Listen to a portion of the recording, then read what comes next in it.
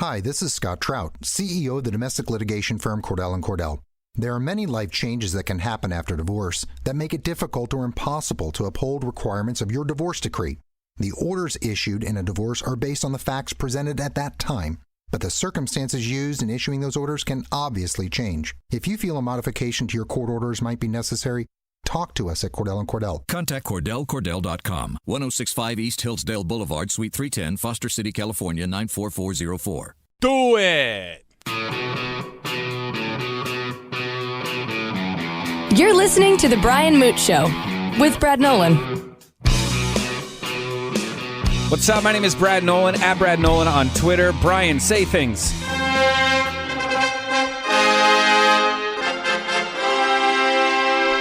I'm Brian Moote. Welcome to the show.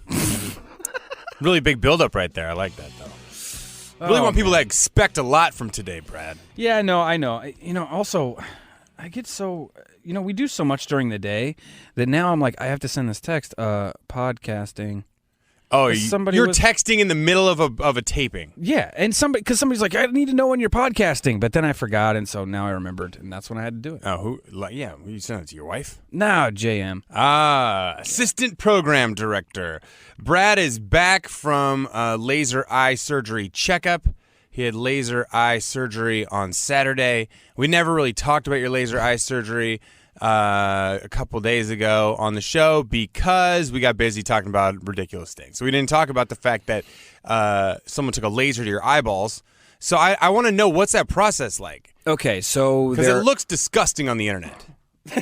Right, you've been Googling? Well, I Googled it years ago when LASIK first happened. So I feel like what I saw was the first generation where they bring in what looks like a laser gun from like a Pinky and the Brain cartoon. Right. Like, we're going to take over the world with this laser. And they just blast your eyeballs. Bink. Yeah. The process is interesting. So you go through a consultation process and they assess your eyes. So they got to make sure you're blind. Yeah, well, no, they have to make sure that your like the thickness of your cornea is good and like all that stuff is healthy enough to be lasered. So they don't shoot a laser right into your brain, right? And so that you don't not have the clear part that goes over your eye, the eyeball part. Yeah. Do you know what that's called now? No, they didn't tell. I'm sure they did, man, but I wasn't trying to learn. Right, and also it's like one of those things where you're probably stressed out, and all the details are like yeah, get to the lasers. I don't care. Yeah, the iris, cornea, blah blah blah blah blah, whatever. Now just laser some stuff. The consultation went well, and then they said, yeah, you have super healthy eyes, but you have pretty terrible astigmatism, and your eyes suck. It's like I was like 20/50. That's bad, right? That's real bad. So the bigger the number is after, like 2010 is like so that's like superhuman, like eyes like a hawk. Yeah, I think I'm probably 2020 now. I feel like I can't tell. I look at things and now there's so many lights and I'm up so long during the day that everything looks blurry tired. After a while. Yeah, it just makes me crazy. But I know when I was a kid, I had exceptional eyesight, and I think at one point I was around near like 2015 in one eye and 2020 in the other. I think I'm still good. I don't know. It's a 3-phase process. Consultation. Okay, so they check to see how blind you are. And you were 20/50. That's bad. Yeah, okay. It's real bad. And then I had to have my contacts out for a couple of weeks, and then I went in for the surgery. In the surgery situation, you go in, they recheck all of that, make sure that's all still good, make sure there's not any injuries or anything that you maybe acquired over the last 2 weeks, and then you sit down and they do some eye drops, which turns out are numbing drops. Right. So they're numbing your eyes pretty early in the process, and then you go and you sit down and they hand you a 40-page booklet. Well, hold on. When they numbed your eyes, and could you feel them getting numb? Like, I know you can't really feel your eyes unless you can't feel your eyes, and then it just feels like you're blinking over wood. No, you literally felt no difference. Okay. But you could physically touch your eye and not feel that you were touching your eye. Disgusting. Yeah. Touching eyeballs is the grossest thing in the world. I don't even understand how people put contacts in. I can't put eye drops in. I'm such a baby when it comes to eyeballs. Yeah, the weirdest part is you can see your finger touching your eye. You can't feel it. So you're just like knocking on it. Yeah, you could knock on your eye. I mean, they didn't recommend that. They didn't tell me I should do that. Well, yeah, of course. But I might have tested that out. They generally, in the world of medicine, and now granted, I'm not a doctor, but I generally think that they tell you never to knock on any part of the injury they're fixing. Right, exactly. Don't knock on it after they cut into your eye. It might have been in the 40-page waiver I signed. Don't knock your eyeballs. 40 pages, Brian. So you had to read all 40 pages? You didn't read those. You had to initial every line. Okay, but how? Well, every line of 40 pages. It was like numbered, right? On each page was like 20 things that you had to initial. Wow. How many did you actually read? Oh no, dude, I was serious about this. I was Really? like, I'm a pilot, dude.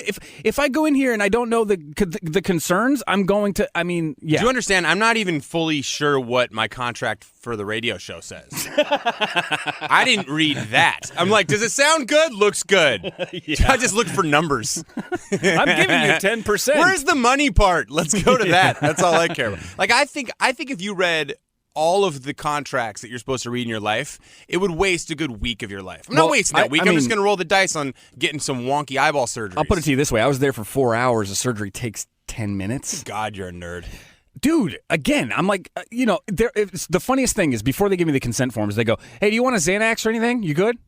And I was like, no, I'm fine. Wait, are you allowed to take relaxation drugs during surgery for anxiety? Well, for and this, stuff? yeah, for this. That's the dentist I want to find. Yeah. Hey, bro, do you want some Xanax? Yes, please, while you just give me a cleaning. Yeah, so I was like, no, I'm fine. I sit down. I go through the consent forms, and I'm initialing, going through. As soon as I was done, I was like, again, about the Xanax, is that still available to me? Or, because I was freaked out, dude. Dude, 20 pages in and I'm feeling my blood pressure rising. Can I get some Xanax now? Can I get some of that? And then, so, okay, cool. And then they go over everything, aftercare with you. They go over all that stuff. And then they're like, okay, come on in. And you lay down, and they put this like thing in your eye that keeps it open. And so then, that reminds me. So that thing that holds your eyelids up, that's like something straight out of the movie Saw, yes. right? Like, that's exactly where my brain stick was. That thing right on there. And they're like, here we go. And I was like, okay, here and we're going, because it was so fast. Like, and the room was so cold. And so they bring you in. He goes, go ahead and lay down right here and adjust this and move this. And then now your eye's open. You can't close it. Wow. And they lower this thing down onto your eye. And he goes, suction, and then, Is this I just put a paperclip in one of my eyeballs, like, faking like it's holding it open just to traumatize Brad while he tells the story. Go ahead. Dude. Keep going. And then he's like, pressure, and then it's like, you this thing goes down onto your eye. Like, just poof, like a suction cup. Like suction cup to your eye. And I was like, I've never been so uncomfortable in my entire life. This is the scariest thing I've ever done in my life. And then it's over. And then can you see or no see? No. We haven't lasered anything yet. Oh, they haven't lasered anything. What they've just done was cut a flap of your eye open and folded it over. Oh, yeah, that's what they do. They fold it back. Yes. So now the flap is cut, and you're like, okay, you're done. Then they go to the other eye, same thing. And they go, close your eyes. You close your eyes over the flap? Close your eyes, lay here for 10 minutes. So you close your eyes, you lay there for 10 minutes, and it is silence, and it is cold, and you're just going, I don't know if I want to do this anymore. And then 10 minutes comes up, and they take you to a different room, and you lay down. Do they have to lead you because you're blind? Yeah. Your eyes are closed? Your eyes are closed. Okay. Yeah, so they lead you into this other room, they lay you down, and they say, okay, open your eyes and stare at the green color. There's going to be a green. It's going to get blurry. It's going to get not blurry. It's going to go in and out. Just stare at that. But right before the surgery, he says to me, if you move too much during the surgery, we're going to cut your eyeballs out. The machine will automatically stop. And we will have to do a different type of surgery that requires a scalpel. Oh, no. And they will have to temporarily put a contact in my eye and laser the contact to my eye. Like weld it to your eyeball? Basically, it's like whatever the eyeball version of welding is. Yeah, gluing. Yeah. Just glue it on there? Yeah, it's a glue. Probably just glue it in. Gorilla glue.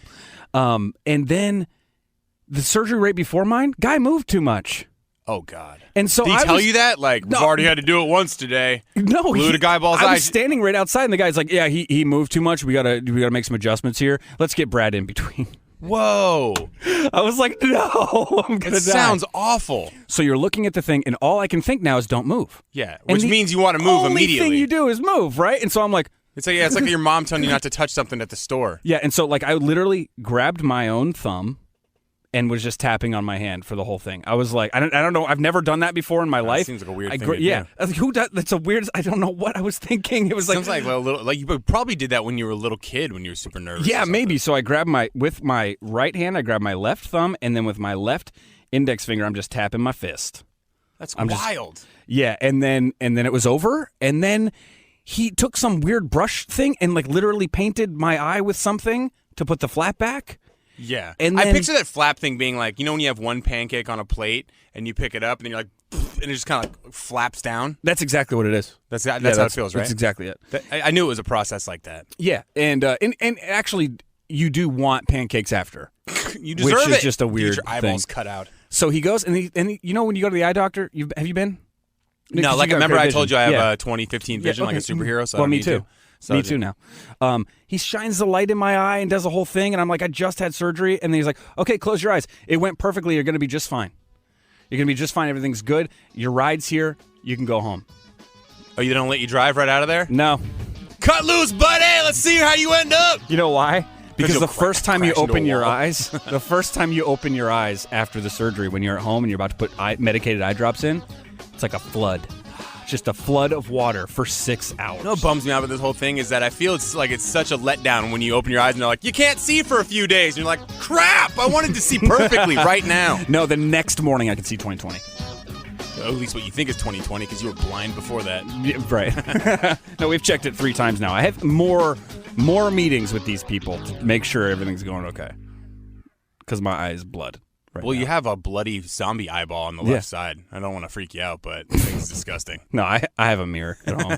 But they're like fancy pants Lunchables, so it's like a fancier cheese, and there's less food. He's got to qualify the Lunchables. Brian Moote cares about people, like sports, regular and Lunchables. family. Brad Nolan doesn't like to be bothered too much. The Brian Moote Show with Brad Nolan. What's up, at Brad Nolan on Twitter? Can I get my air horn or not? Oh yeah, you got it. All right, and Brian Moote's here as well. Where's my royal trumpets? Oh, there you go. This is how I announce my Twitter handle from now on. @MootePoints on Twitter. Brad, I want to talk to you. What things would you make illegal if you could make things illegal? Ooh. And the reason I ask Kids. you just be like me and just pretend just don't do it. Oh, okay. No, the reason I bring it up is because this is something I've always thought should be illegal. Because texting and driving, we can all agree, distracted driving. I disagree. Well, listen, I'm good at it. I'm not going to say I don't do it. I try to only do it at stoplights. But sometimes when a good tweet hits you, a good tweet hits you. I'm not going to. It's true. I'm going to choose content over safety all the time. So here's one thing I saw today, and I've always thought this should be illegal because, being a road comedian, I'd always eat in my car while driving. And I feel like eating fast food while driving. I saw this woman today driving down 6th Avenue or 6th Street, and I'm pretty sure she's driving with her knees, and she had like the biggest fast food hamburger in her left hand, and like while she was driving by me, she moved that away from her face, and then other hand comes up with like a big handful of French fries that she just like mashes into her face like she's feeding a trash compactor, and some like fell out, and then I saw her look down, like she looked down for the fries that fell. And I was like, there is no way at any point in time that woman recognized the fact that she was driving a car.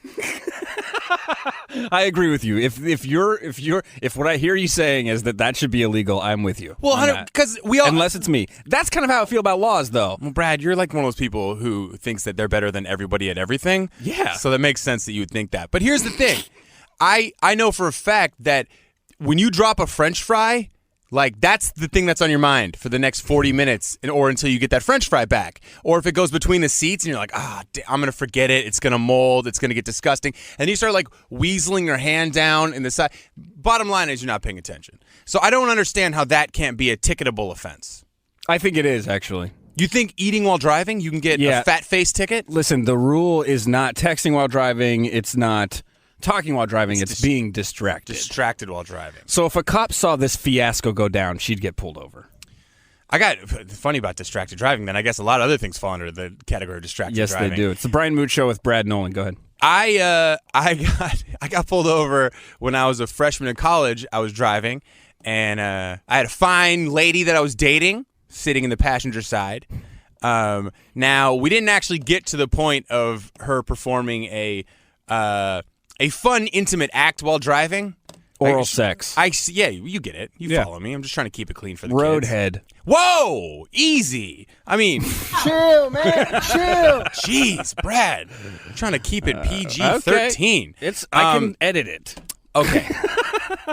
So she's like, and listen, she was the problem is this: she was kind of dumb, and I had a button fly, and those should be non-existent. You remember the button flies? I love them. Levi, of course you do. The Levi button flies. It takes you like a half hour to go to the bathroom. Well, anyway, she thought it was a zipper fly. She couldn't figure out where the zipper was. So she's like fidgeting with everything and like yanking on my pants and stuff. And I'm trying to help her, but she's already down below like the sight line of the car, right? She's already down below. So she's not pot committed to this situation. And she's fidgeting around and I'm trying to help her and I'm clearly swerving all over the road at this point. And all of a sudden, like cop lights flash on behind me and I'm like, oh no, and I start pulling over, and at that point finally, of course, this dummy gets the buttons all unbuttoned. Right? It's like brrr. She's like, oh, it's a button fly. I'm like, yeah, you're an idiot, thank you, that's great, glad you figured that out then. And the cop pulls over, he's got the spotlight on me, and she's like, her head's down on my lap, she's like, what do I do? Down on my lap, I'm like, well, you're gonna have to. What do I do? Like, he thinks that there's only one person in this car. So clearly, somebody, like, he's going to come up and be like, oh, there's two of you, right? And if her head pops up too soon, he's pulling a gun out going, whoa, what's going on here? Yeah. Well, I mean, we're super white, so I don't know if we have to worry about the gun. That was stuff. racist. Well, no, it's just, I'm just putting things out there in the modern climate right now. Okay, all right. So she's like, what do I do? I'm like, I don't know, pretend you're tying your shoe. Because that makes sense, right? So she wriggles over, she's like combat crawling, just her upper body only, over to her side of the car again. And I go, don't pop up though. When he finally walks up here to ask for my registration, then be like, oh, hello, officer, I'm just tying my shoe. And he walks up and he goes, excuse me, sir, do you have it? And she goes, hello, I'm just tying a shoe. Like a shoe, not my shoe, tying a shoe. And he's like, oh, I didn't know there's two of you in here. And I'm like, yeah, she got a double knot that's super stuck, and she couldn't. How old were you? She's picking, like 19. I was So a freshman in college. At 19, you're like, this is probably illegal what we're doing. Well, so we need to. Well, I come up with some sort of explanation. I think the cop would have been much cooler if you were like, roadhead, man. I didn't think it was illegal. I thought I didn't want to be embarrassed. I don't know. Right. I was like 19, so I'm like, this can't be. We're not allowed to do this for sure. There's no way you're allowed to have fun while you drive.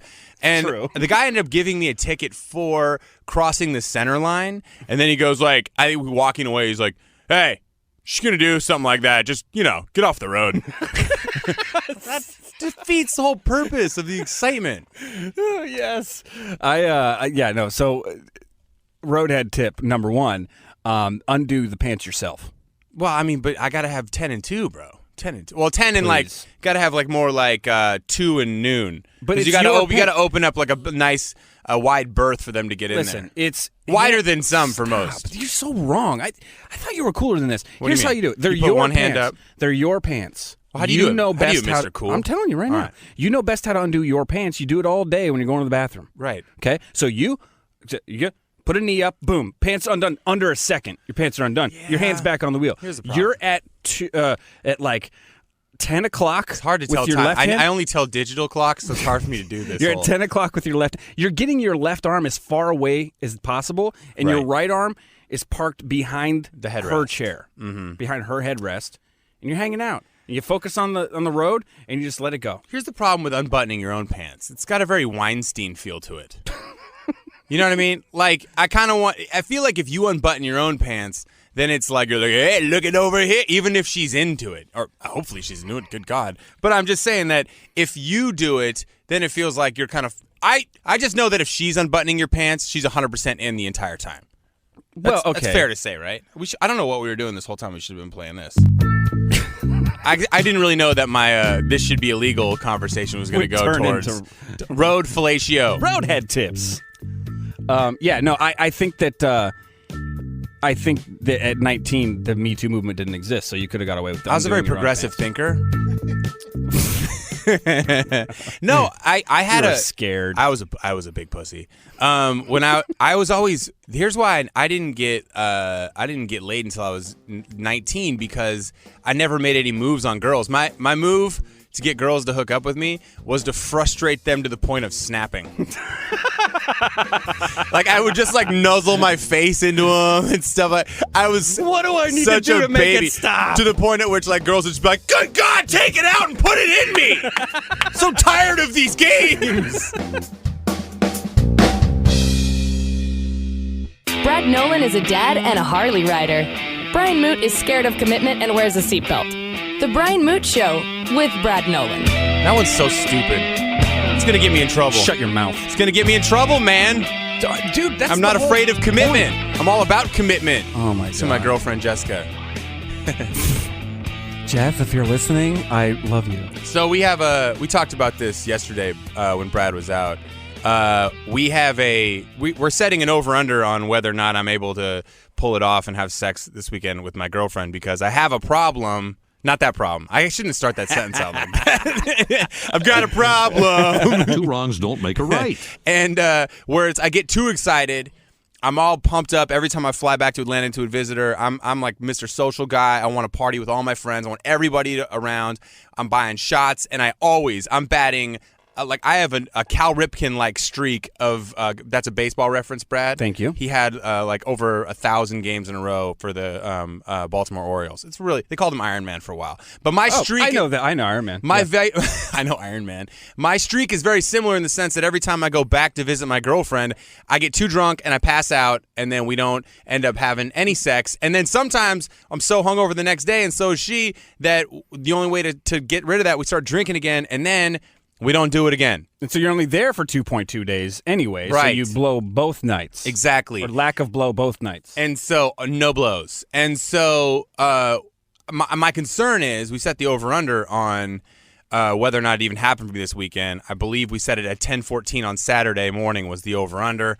And already the over is looking like a pretty good bet because today I got an email from Delta. I finally made it to Sky Priority, and guess what they did for the first time? Upgrade to first class. Congratulations. Thank you. But that means I have a big responsibility. I feel like the Spider-Man of drinking.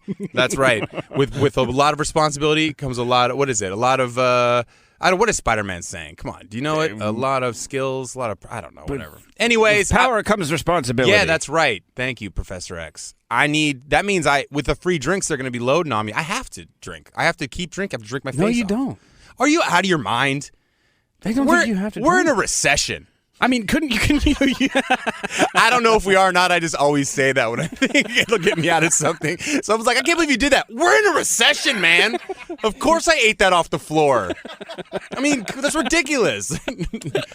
You could just use the first class for good sleep on the way down there, so you're rested, so you can have some sex time with your wife. No, I'm coming out of this place tomorrow hot. There's a good chance I'm popping a bottle during the last break of the radio show, and I am on my way. I am getting in an Uber, which will be driven by my brother, mind you. Are you gonna actually pay it? Yeah, of course I'm gonna pay him. Oh. Here's the funny thing, though. I'm gonna have to sit in his car, in his Uber, on the side of the street, and keep requesting and canceling until I get him. Which could take a considerable amount of time. Which I think I'm going to keep telling him that that's happening until he just snaps and takes me to the airport anyway. Right. So I think so. Brad said your over-under was Monday, which means there could be a potential vacation breakup. That would be a rough one. No, I'm saying, yeah, you go to Cabo, you have zero sex in Cabo, this beautifully romantic resort-style vacation. You don't do it. You come back. She's coming back to L.A. with you on Sunday. She'll be here Monday, and my guess is that you won't get around to it till Monday. Yeah, I mean, I'm going to have to. I think my best shot is as soon as we get to the hotel. We'll have a 45-minute car ride from the airport to the hotel, which gives me enough time to sober up. But then they greet you with champagne. It's gonna be a tough one. She's gonna be there at the airport waiting for you. Yeah, she gets in 2 hours before I do, and you're gonna join her, and then you're gonna both get in a car. Jumping in a car. You can get started in the back seat. It depends on the car. She is 5'11", and I am 6'4", and that is not a subtle back. Because you need to lean. You have to lean. That sets you up perfectly. I mean, I've just given up on certain things, like car sex. You've given up on your hands? On my own hands? Yeah. I don't know where you're going with this. You can use your hands in the back seat when you get there, and then you're already invested. Oh, my hand. I thought. Yeah. Why did I think you were talking about me jerking myself off in the back of this car on the way? No, that's not where. Oh wow. I don't know what you said. Use your hands, and I was like, I'd rather just do the sex thing. I don't know. I don't know what you're still talking in the about. circle of trust, so I'm going to give you one more chance. I don't know why I didn't think about that. But yeah, you're right. I probably should, as they say, prime the pump. Yes, if you prime the pump for her, you'll have zero outs. Like you won't be able to get out of it. It's a good idea. Yeah. I yesterday I was talking to my friend. I'm good at this. I used to be really good at this before marriage. What happened? Just well, I don't have to do anything anymore. Now, now you guys do sex like it's like you're trying to rob a bank. It's like a sport. Yeah, you're like, we got a diversion. Yeah. I got the police scanner right now. She's in the shower. Let's bang. You know what? I pitched the idea we had a couple days ago to numerous parents, and they all think it's genius. But making really cool, those cool trendy bells, like to put on your kids' shoes, so you can hear them jingling through the house. So you know how close they're getting. Like you know how like, oh no, she's coming up the stairs. She went back downstairs. We're good. You can keep going, so you don't just have to, knock it out so feverishly as you parents do. Yeah. I live in a 1-bedroom apartment with a wife and a daughter. Hey, you don't want to work on I that can one. pretty much see her. I'm in a glass case of emotion. I can pretty much see her at all times. I'm just gonna get this one for you. So high pitched. It is a little bit too high. We actually have somebody else in the studio. What's up, JM? Hello. I guess I need one of these. Yep, It's there you go. radio. That's how that works. Yeah. He's just been enjoying the show here. Good goofing around. Whatever it is. I mean, this is one of those ones where we just, whenever it's just Brian and I, we're like, we don't know. I always have big plans for preparing for the show, and then I don't know. Then I did a detoxifying mask in the office. I'm glad LA's not having any influence on you. Things were going great, and then I got a mask. It's like, I used to be like one of the hottest dudes in Atlanta, and now I'm like a 6. Yeah. Stupid LA. I go to my gym and I'm like, oh my God. I go to my gym and I thought that one day I thought that this girl was like checking me out the whole time, and it just turned out that like I had like a giant stain like on these shorts. Like I had like legitimate food I'd eaten from like Saturday on these gym shorts, like beans crusted on the leg, and I was like, oh God, she's just looking at how disgusting The I gym am. thing is funny too, because the gym we go to, Equinox, is just filled with hot people. It's just all hot people. And the bottom line is you have no choice but to look at a hot person. And whenever you do end up landing on looking at the girl and she's looking at you, you're thinking, oh, she's looking at me. And she's like, please, for the love of God, I hope he stops looking at me, first of all. Second of all, how do I make it obvious I'm not looking at him? Third of all, I'm terrified right now. That's what I'm assuming goes through everyone's head when they look at me. I kind of want to see. I would love to like see if I'm as good at subtly checking chicks out as I think I am. Like I wish it'd be like subtle laser tag. You know what I mean? Like to see if like every girl would be like, got him. I'm like, dang it! How did you shoot? That was off 2 mirrors. That was a really direct. She's just like, got him. Yeah, like they're just like creep radar comes off. There's these 2 twins that work out at Equinox Fitness. And that's how twins come is in 2. Twos. You know that, Yeah. Jam. Yeah. You have a set. Yeah, I do. we're going to talk about massage night in a second, but go ahead. Oh yeah, that's right. His massage night. Not like we all did it together. You got to give a little bit of context. I put an ad on Craigslist. Come on, buds. Yeah, you know what? My brother showed up. He's not only an Uber driver, he's also a Soothe app operator. There's these twins that work out there, and they're really not that cute individually, But as a package. but together it's like Thundercats. Yeah. Like they morph into some superpower woman. Yeah, no, I don't know. Hotness in the aggregate. Right. The only woman I've ever seen there that I was like, oh my God, I need to have sex with that woman, was my wife at the gym. Yeah, that's wow. You're playing it so safe right now. Yeah. She started listening last week. We have an episode of the podcast called "We're All Sleeping on the Couch Tonight." So Yeah. she listens to that one. That'll break her She in. just randomly goes, hey, and then she started talking about a topic, and I was like, oh, you're listening now. Okay. Oh God. Because we did about 5 episodes where you weren't, and I'm just jeez. hoping you don't know how to go backwards. Like, I'm just kind of, I'm terrified in this Man, moment. Welcome back to the machine where you say things and it matters. We're going to talk about massage night next. Just made sense. What? You're listening to The Brian Moote Show with Brad Nolan. What's up? You can find me on Twitter at Brad Nolan. I'm at Moot Points. Moot Comedy everywhere else, but I had to take Moot Points on Twitter because it just made so much sense. I love it every time you explain it because I'm at Brad Nolan everywhere. And so I say that, right? I say, I'm at Brad Nolan. And then you go into a whole explanation which dilutes it and still nobody knows where to follow you. Well, just look up Moot, man. I'm the only one. I'm with the Highlander. I've eliminated all of them. You can't even find another Moot for like 6 pages on Google, so good luck with that. If you end up following the wrong Brian Moote, your internet skills are sad. Doing it wrong. We're going to talk, we have JM in the studio too. He's our boss at the other show. One of the big bosses. Yeah. Not big like fat, but No, big as in like responsibility. Right. And tall. You're Tall right, boss. I'm a tall guy. What height you ringing I'm in 6'4". 6'4". So But you're like both a 6'4". Well, but he's like a lanky 6'4". I was going to say, he looks Gangly. like a taller Yeah. 6'4" than you. He's because- looming. Well, Yeah. I'm like 6'3", and then I round up to 6'4" for basketball programs.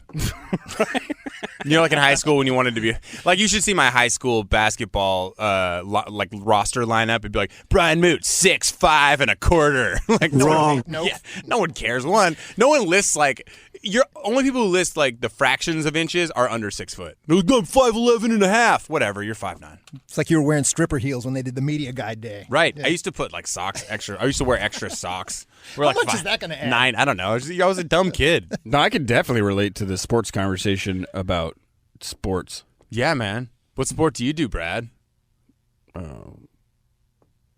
JM had a Great a contribution. situation. Really knocked that one out of the park. All that negative space. So we Good improvisation, Brad. Thank you. You Thank could you have very said something much. like badminton or I something. was, but then I started to fear the dad joke sounder, and I was Oh, like, it was yeah. having a whole thing. Anyway, so we the three of us, JM, Brian, and myself, went out to this silly radio event. It was truly silly that we ended up bailing on 33 seconds in to go to the bar. As soon as the band started playing. But That's totally true. Yeah, because it's like I It don't was want. all right until then. Yeah, then this guy started singing, and also it was kind of uncomfortable. The guy was uncomfortable looking. The guy Yeah. singing. Here's the other thing too. I'd seen about 1,000 emails from like radio, whatever the hell emails, business emails, and I was like, oh, that guy looks like a white R&B dude. And then I saw him, I was like, this guy looks like Sloth from Goonies. Jesus, who did your headshots? I gotta find that person. Wow. And they always have radio. they always have a wacky name like DJ Blade, and then you see them and they're like wearing a Hawaiian shirt and they're sweaty and there's like You're not DJ hey, I'm Blade. DJ Blade. You're DJ Butterknife. Yeah. So we jump in JM and I jump in the lift to go pick up Brian, and we get in the lift, and almost immediately after that, he gets a phone call. He's like, hold on a second. Because we're having a pretty awesome conversation about the, radio and all this other stuff. He goes, hold on a second. And then I just hear, yeah, no, you know what? I forgot. I told you I have to go to this hotel thing with the show. I know. Oh man, I'm really, really sorry. I'm sorry. And then hangs up. There's no bye. Right. No. It's just like the conversation just stopped. It's work, man. It was like come on, sweetie, it's work. Yep. Oh, don't I get a pass for work? Yeah, we've all heard that. It don't even need to have the words. It's just the tone. Like, mama, now,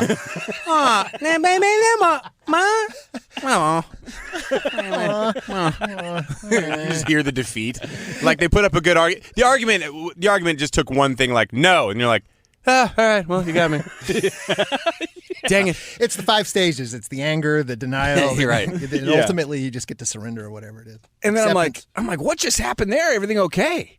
And he's like, yeah, I messed up massage night. Massage night. And I was like, whoa, we need to sit down about this. Easily the least masculine thing I've ever said in my life. Also, out of all the nights that you mess up, like that's the worst one to mess up. Like if you would have said game night, I'd have been like, good work, got out of that one, playing Jenga with the neighbors. 10th anniversary.